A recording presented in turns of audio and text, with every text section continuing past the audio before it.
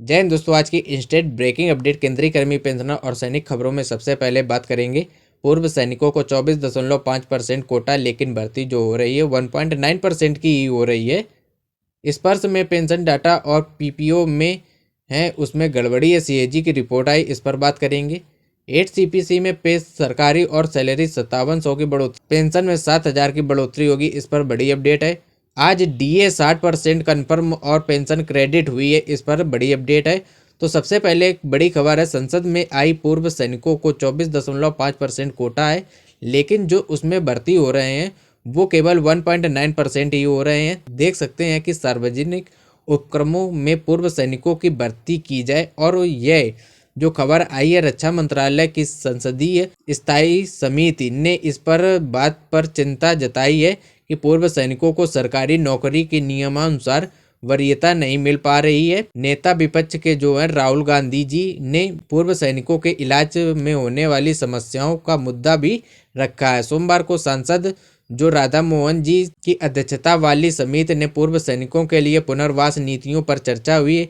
इस दौरान समस्याओं में कहा है कि सरकारी नौकरियों में से 10 से 25% पूर्व सैनिक भर्ती होने का प्रावधान है। इसके बावजूद 1.9% ही पूर्व सैनिक नौकरी ले पाते हैं और उनको नौकरी सरकार दे पाती है।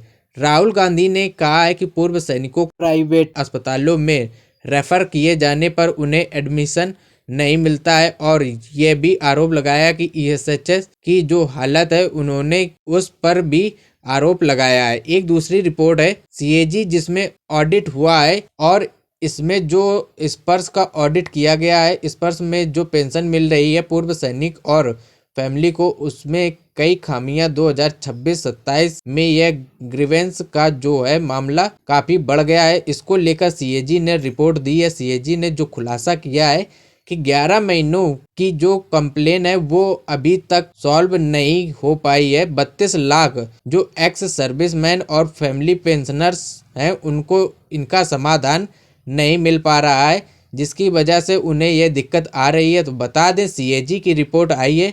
लेफ्टिनेंट कर्नल जो आर.के. भारद्वाज, उन्होंने कई बार लेटर लिखा है, जिसके बाद ये ऑडिट किया गया है, और ऑडिट में पाया गया है ऐसी खामियां हैं, पीपीओ मिसमैच कर रहे हैं, पीपीओ के नाम मैच नहीं करते हैं, कहीं डेट ऑफ बर्थ नहीं मैच करती है, और यह सरदर्द बन रहा है क्योंकि आप जब आधार से कोई काम कराने जाते हैं, इसमें से टीएलसी हो गया और तुम्हारा लाइफ सर्टिफिकेट हो गया, तो इसमें दिक्कतें खड़ी हो जाती हैं। एक दूसरी सबसे बड़ी खबर आई है, यह खबर जो है इकोनॉमिक टाइम की है, और यह 8वें वेतन आयोग को लेकर रिपोर्ट है। इसमें कहा गया है 8 पे कमीशन में जो 6 पे कमीशन था और जो 7th पे कमीशन था, उसी के अनुसार इसमें सैलरी में इजाफा होगा, पेंशन में इजाफा होगा।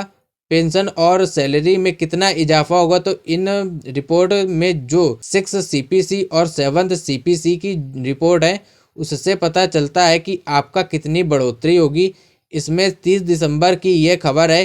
8 सीपीसी में जो पेंशन है वो 7th सीपीसी के आंकड़ों के अनुसार पिछले 10 सालों के आंकड़ों के अनुसार बढ़ेगा, जबकि आपका डीए लगभग 7% है और 60% ये 31 दिसंबर तक जाएगा। इसके अनुसार से आपका जो फिटमेंट फैक्टर बनता है 1.60 डीए और बेसिक मिलाकर बन रहा है, लेकिन सरकार इसमें कुछ बढ़ोतरी करती है, और उस हिसाब से जो 7th पे कमीशन जिस हिसाब से बढ़ोतरी हुई है उसी हिसाब से अगर बढ़ोतरी देखें तो 7th पे कमीशन में जो नेक्स्टीन की रिपोर्ट बता रही है कि 7th पे कमीशन में मात्र 15 से 20% की बढ़ोतरी हुई थी। उसी हिसाब से अगर 7th पे कमीशन के बाद 8 पे कमीशन में बढ़ोतरी होती है तो ये 20% के आसपास हो सकती है। अगर 20% के आसपास बढ़ोतरी हुई तो लगभग 1.92 का फिटमेंट फैक्टर बन जाता है, जैसा कि रिपोर्ट में कहा गया है। और इसमें कहा गया है कि 8 पे कमीशन 7th पे कमीशन जैसा ही होगा। इसमें 7th पे कमीशन में जो बेसिक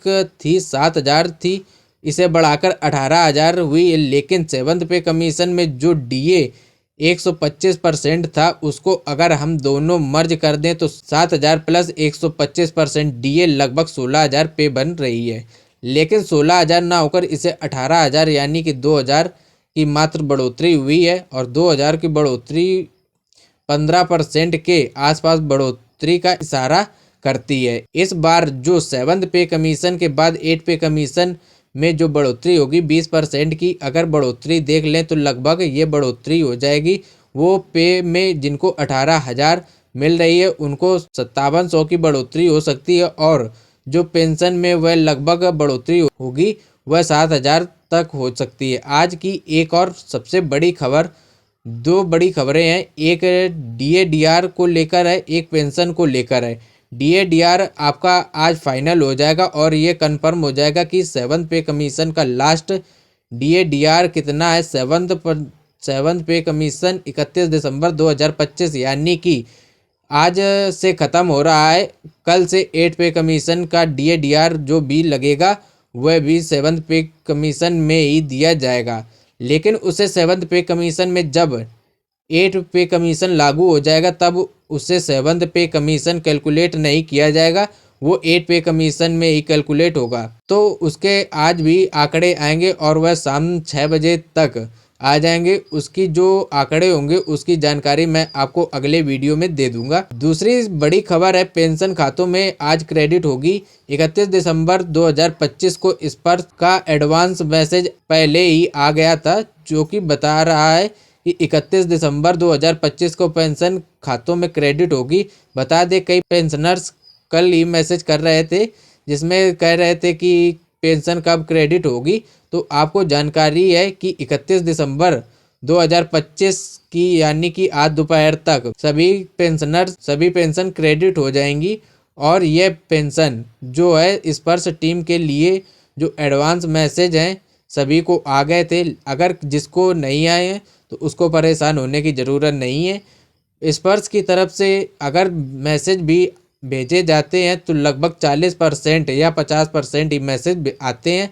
बाकी जो मैसेज नहीं आ पाते हैं किसी कारण से, तो वह मैसेज अगर नहीं आया है तो उससे आपको परेशान होने की ज़रूरत नहीं है। तो आपकी जो आज पेंशन वो है दोपहर तक क्रेडिट हो जाएगी। थैंक यू एवरीवन, जय हिंद।